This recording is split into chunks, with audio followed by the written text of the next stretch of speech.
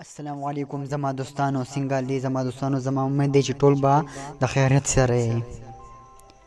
زما دوستانو، نن به یو داسې ټاپک باندې خبره کوو انشاءالله چې ستاسو د ټول دپاره به پکې یو شان فایده وي.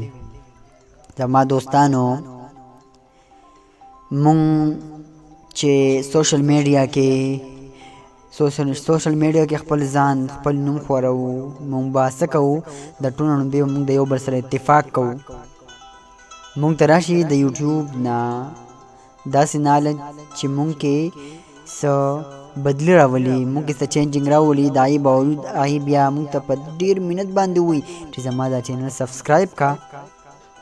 خو خیر زمونږ پې لکونه لګي، د هغې باوجود مونږ هغه چینل سبسکرایب نه کوو.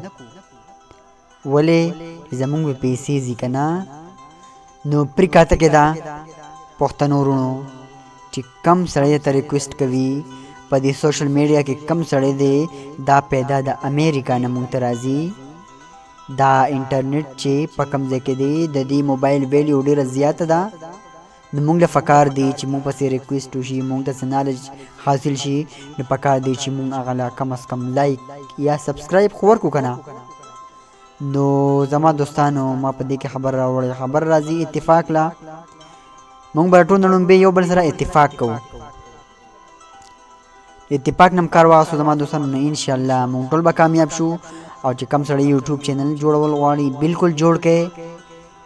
زه درته دا سپورټ در کوم چې ستاسو هیلپ به انشاءالله په دې کې سبسکرایب کې زه کوم چې زه به تاسو سبسکرایب ور ګرو کوم انشاءالله. نو کو زما د ویډیو در سره خوښه شوي زما چینل سبسکرایب کې، ځکه چې ستاسو پې هېڅ هم نه لګي.